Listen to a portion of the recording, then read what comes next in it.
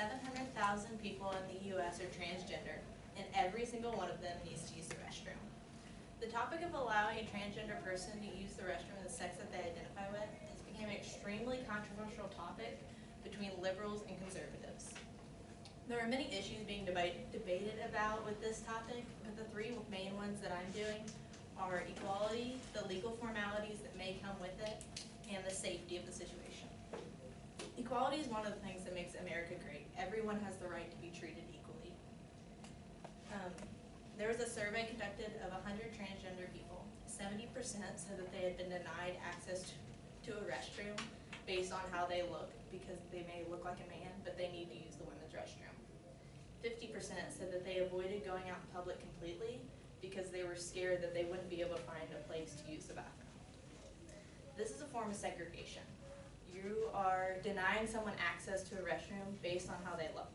They may look like a man, but they believe that they are a woman, or vice versa. This goes back to when we segregated blacks. They weren't allowed to use the same water fountain or bathroom, or sometimes even go in the same places as a white person. But from a different perspective, people aren't comfortable. Not everyone is comfortable walking in and seeing someone who looks like a man or someone who looks like a woman in their restroom. And that kind of goes against equality for everyone. It could be seen as just equality for transgender people and not for all citizens. Liability is also a major concern. If we allow transgenders to use the restroom that they identify with, there won't be as many lawsuits for discrimination, because if they go into that restroom and they feel that they aren't comfortable and that they don't belong there, it's a form of humiliation and can be sued for discrimination. It's also a violation of public rights, which is why many of the stores have been sued by the U.S. Equal Employment Opportunity Commission because they were denying someone access to a restroom. But on the other hand, there are consequences. For example, Target was a store that decided they were going to allow people to go in the restroom they felt they belonged in. And many of the customers started boycotting the store. They wouldn't go in because that's not what they believed and they weren't comfortable with it. Another issue is assaults could rise because someone's going into that restroom where there are no cameras and no one, really goes in there if it's a store that not many people visit, and that store could be held liable. A parent from Gloucester County said, a young man can say, "I'm a girl, I need to use the ladies' room," and they could be lying through their teeth. Someone who is against the trans community could say that they did something to them, but it would be a false crime, and it could ruin that person's life completely. Safety is another #1 priority.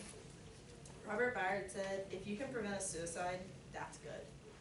By allowing these people to go into the restroom and not be humiliated because it's a normal thing to see, bullying and suicide could decrease in adults and children.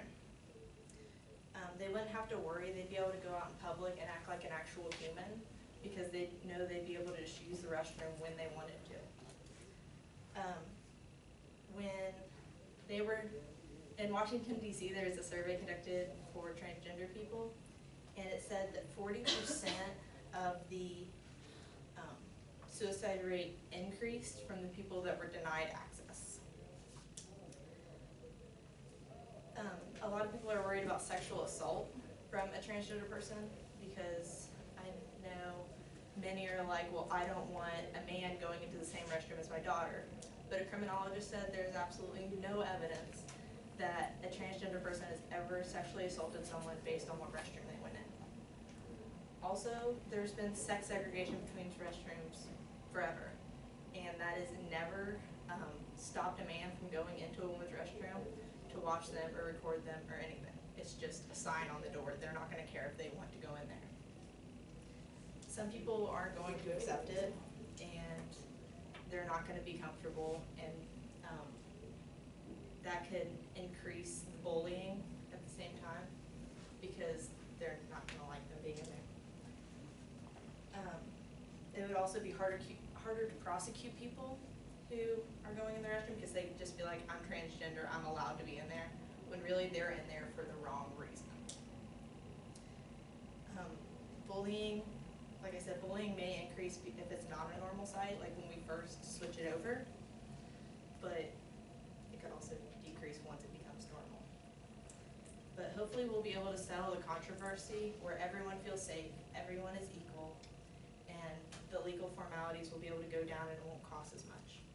But I'm going to end on a quote from Loretta Lynch, and it says, "What we must not do, what we must never do, is turn on our neighbors, our family, or our fellow Americans."